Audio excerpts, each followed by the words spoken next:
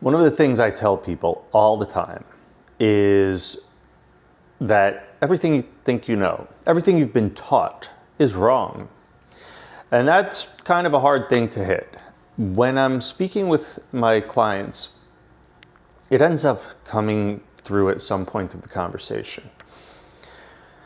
I was speaking with a woman yesterday and we were discussing, I brought up because she has autoimmune, how autoimmune disease tends to be more predominant in women. And that's interesting because conventionally in medicine it's like, oh, let's see how we can suppress your symptoms and not address it. But if you look into medical literature, you'll see clear as day.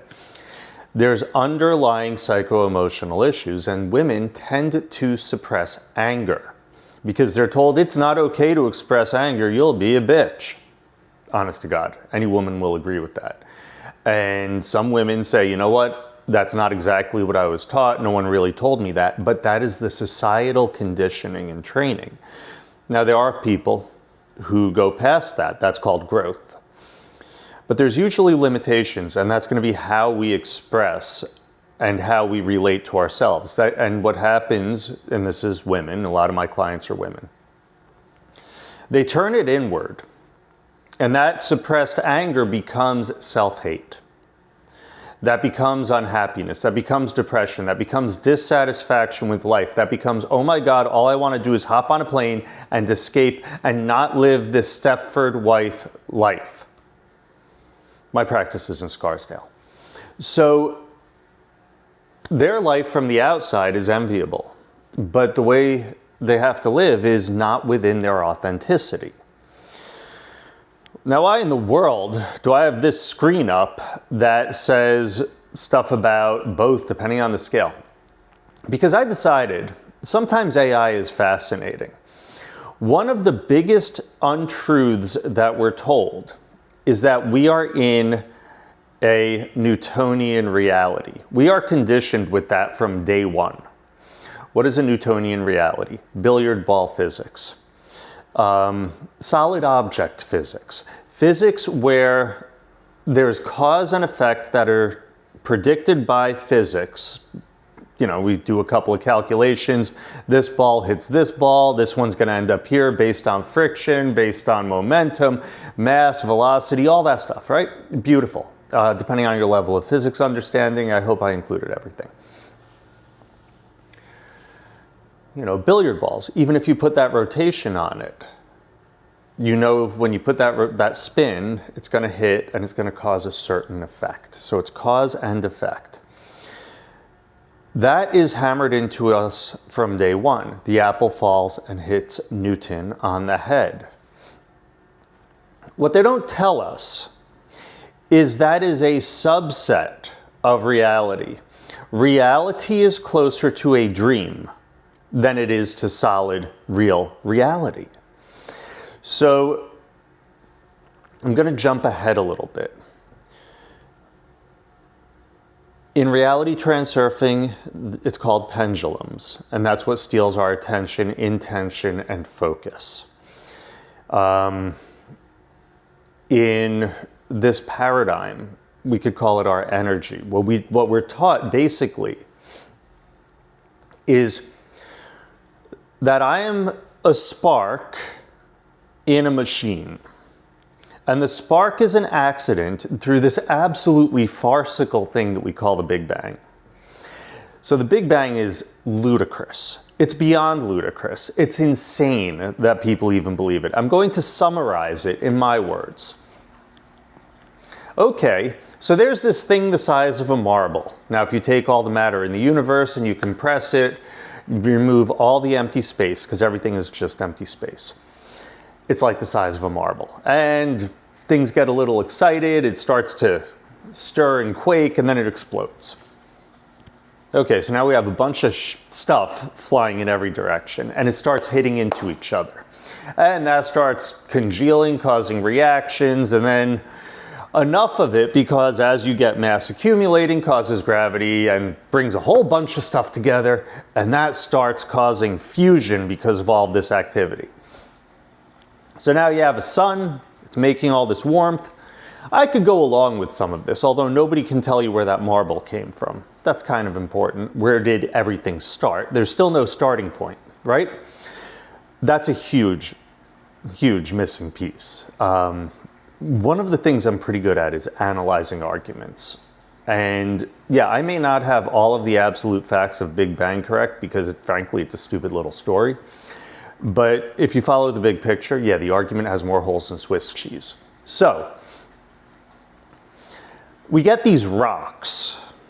We'll call them planets because they're just these rocks, these big masses that because of the gravity of this sun, it's, you know, the big thing. You could kind of think of the sun as a bowling ball on a taut bed sheet. So the bowling ball creates this curve in the bed sheet. So the planet is going to orbit it because the planet has this velocity and it's, you know, technically the planet thinks it's going in a straight line, but because space-time is distorted due to the gravity from the mass, it orbits around the sun. Fine. That I don't disagree with. And then on this planet, the rocks and all this other stuff start rubbing together and causing sparks, lightning. And then lightning, this is the part that I really love. And then lightning hits a couple of rocks that self-assemble and say, holy crap, I'm a bug and I'm awake, or I'm a plant and I'm awake. Nobody can explain the spark. Frankly, that's an absolute, because everything has a certain level of consciousness, right? Even rocks do. They're on a different time scale, different consciousness level. Nobody can explain how suddenly it becomes self-aware. So this evolution of consciousness is completely pushed out of science. All of science, and I'm not anti-science, I love science, I'm a nerd. But all of science, the way it's practiced, is done in a way that's actually very harmful. Because based on scientific principle, you can either, you should be able to prove or disprove. Now, science as it's practiced eliminates consciousness as a variable. But it can't disprove that consciousness is or is not a variable. As a matter of fact, quantum science, which is a superset of Newtonian, this includes biology. Biology, you can call the placebo effect consciousness. A person's beliefs affect their health. There's studies showing that prayer, even prayer done after the fact, can help outcomes. So literally, in biology, in medicine, the intent and the verbiage of a doctor affects outcomes. We know that consciousness affects outcomes, yet we still pretend that everything is independent of it, which means it's a lie. If outcome is affected by something, but you're not allowed to say that that's happening, well then guess what? You're not telling the truth. So there's a foundational lie in science.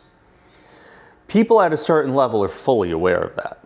But you, the public, have been repeatedly deceived, and a person like me would be called anti-science, when literally what I'm trying to do is make science follow its own rules. So, foundational lie, we're in a Newtonian universe. That is absolute horse poop. I'm working on cleaning up my language. So, I decided to ask Claude to see what AI says. Because sometimes AI tells the truth, most of the time it doesn't. Always be aware of that. Are we in a Newtonian or quantum reality? And it says both depending on the scale you're looking at. And that's exactly it. We are in this weird middle scale that does not follow the full quantum, but it does sometimes. The examples I gave you of medical follow the quantum. The double slit experiment is happening at small scale. That follows the quantum, and that's the building blocks of everything else. Schrodinger's cat, all that stuff. Now, whatever, blow me up on this. Do whatever you want. Engage in the debate. Open your mind that we may not have been told exactly the truth. And it does matter. Because why would it happen? If you ask me who they are, you could go pound sand. because I don't know and I'm not going to speculate. That makes me a fool. But I can give you a reason why. Why is to disempower you. Because when you realize what you're capable of, which you'll never realize in the Newtonian model, because in the Newtonian model, you're a thing this big in a world as big as infinity. You are powerless. You cannot get anything done. In the quantum model, you are a co-creator of reality. Your consciousness is part of what creates reality. So now, instead of poisoning yourself, following disempowering news, and I don't care if you're a conspiracy theorist and think you know the truth, you're being manipulated too. It's just at a different level. And I'm going to make a video that goes more into depth, but I could tell you right now, the really insidious manipulation is to the people that think they're waking up. Like the people that tell you this is a prison planet, they are worse than the newscasters that nobody believes. They are worse than the politicians. The people that tell you that they are doing remote viewing and seeing the horrors that are to come, that's to steer your consciousness into the creation of it. They are worse than the politicians, and that's saying a lot. So, back to the main topic. Oh, by the way, Epstein, because he's everyone's favorite topic, was very interested in a lot of this stuff because this is extremely high-level reality manipulation.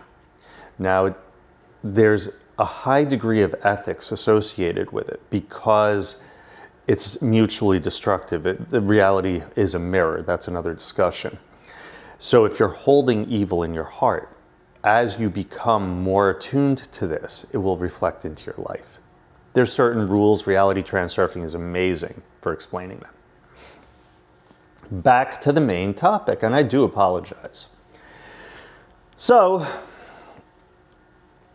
also divination, and I'm not against it, but when divination is used excessively, it's a disempowerment of one's ability to create their reality. They're outsourcing their ability to envision and create a future. Instead, they're like, tell me what it is. Tell me what's going to happen, not this is what I intend to create. So everything's disempowering, and that's why I'm bringing up these examples because, like I said, everything is a lie. Learn to love yourself, learn to love your creator, learn to find your faith. That's truth.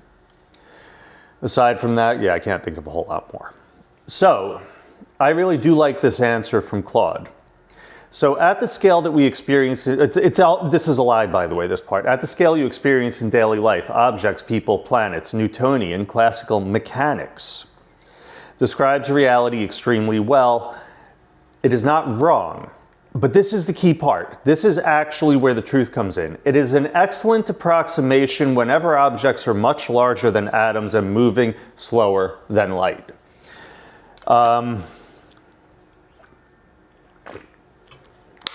True and not true at the same time. They've done experiments, multiple experiments. This was done at the Princeton lab that they had for psychic stuff. The Monroe Institute has been involved in this. The Gateway stuff they did, Stargate with the CIA, all disproves this. They've had random balls dropping and people intending certain things to happen, and they skew the results. So even at scale, consciousness alters reality. So this is a lie. This is how lies work. We are told almost the truth. We're given, so you see how Claude did this. It said almost the truth. It is not wrong, it's an excellent approximation whenever objects are much larger than atoms and moving slower than light. So what it's not saying are the exceptions that I just said. Even at scale with normal speed objects, And we all have this happen. We have timeline shifts. We have intervention. Like, you know, there are people who walk away from car accidents that should have killed them. There is a million things that I could give you that defy conventional physics at scale, not at tiny and super large, at scale. But Claude almost told the truth.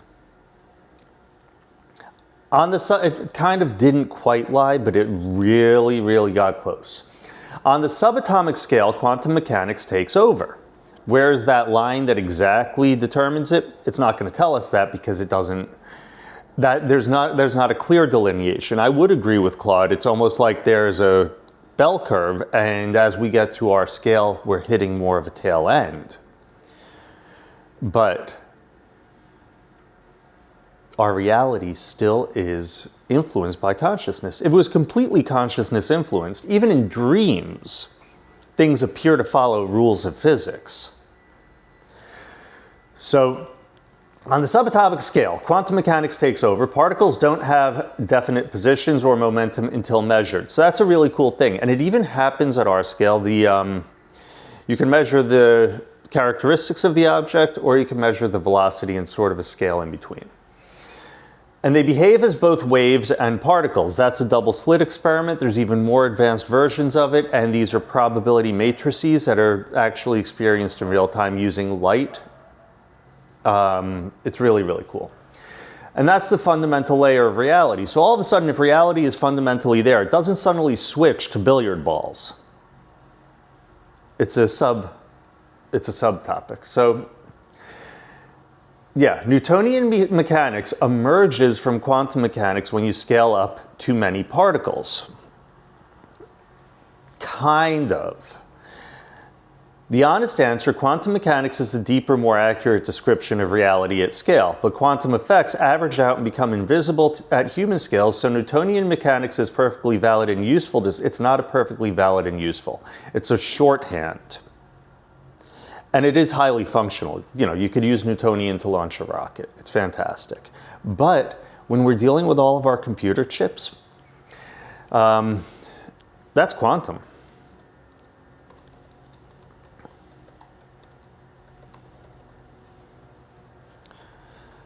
That's going to be used, so you see right there, the hard drive, quantum.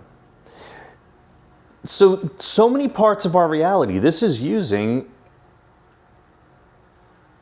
why electronics are sensitive to mood, because so much of it, and yes, I have a lot of stories about this, but yes, electronics are very sensitive because they're operating closer to that scale. Our reality is more like a dream than like solid. Fight with that as much as you like in your own mind, but allow it to sit there. Feel where you feel the resistance. I might be completely wrong. Let me know if I am. So you see right there, hard drives sit in an interesting middle ground. They're mechanical devices that only work because of quantum physics underneath. And I'm going to ask, are they at the scale of physical?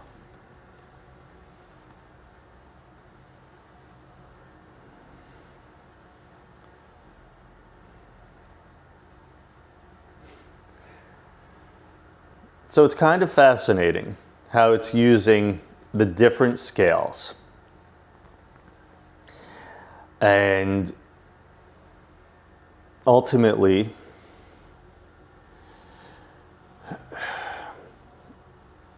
I'm going to ask the real question now. This is where we're going to find out.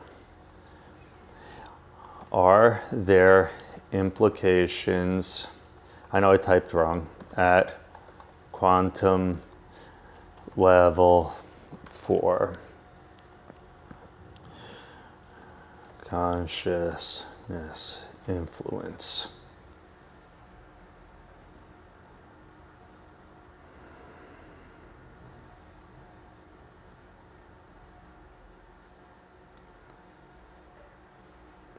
Now this is fascinating too, because this first theory is assuming that the brain is the seat of consciousness. So I think this is an absolute trash theory. The underlying assumption is absolute garbage. Why does any physical process produce subjective experience at all? Quantum mechanics, an observer collapsing a wave function.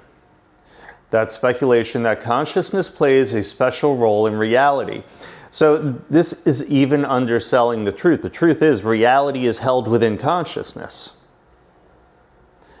May not be a complete truth, but it does hold that paradox. The fact that this has eliminated it is showing again the bias towards the disempowerment. So most physicists think observer just means any physical interaction, but it remains philosophically unresolved. Now I'm going to ask, how about double slit for consciousness collapsing reality?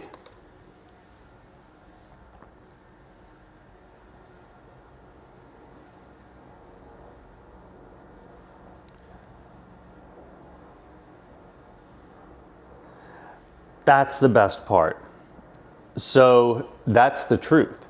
Any observation, when the double slit experiment was run, and I'm not exactly sure how they measured this, but when it was run with any observation, including a camera that was not monitored, it would collapse the wave function.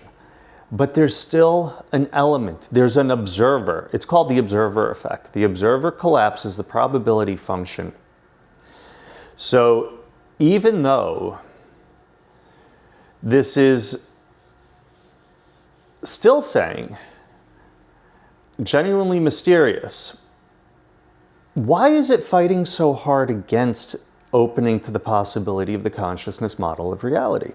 If you've ever had synchronicity, déjà vu, anything like that where your consciousness transcends time-space, and then there's physical proof in reality, you've experienced that other level. Why is Claude fighting so hard to say that's not true? Except for the message has been to pull you away from the power of you being a creator, that your consciousness, I am God, the real God, capital G, the all-powerful, as Alan Watts has said, in drag, pretending to be Chris. I am God getting to experience the story of Chris. You are God living the story of you. And part of living that story is forgetting. And so part of what reality is going to continue to do is to support that you are not God. And to tell you every way you turn that you are not God. I'm not saying that I'm God Almighty and I'm going to strike lightning on you. What I'm saying is that spark of awareness is from the divine nature. And I don't have any more or less of it than any of you, but I am working to come into alignment with it because it feels good, because it feels right, because it feels like that's how I'm able to serve my purpose. That's why I'm making this long-winded talk, because I really, really want someone to start to be like, you know what? I am going to question what they told me is true. Because something doesn't feel 100% right. So, I hope this helps you a little bit. If you have any questions or if you want to tell me I'm wrong, hit me up.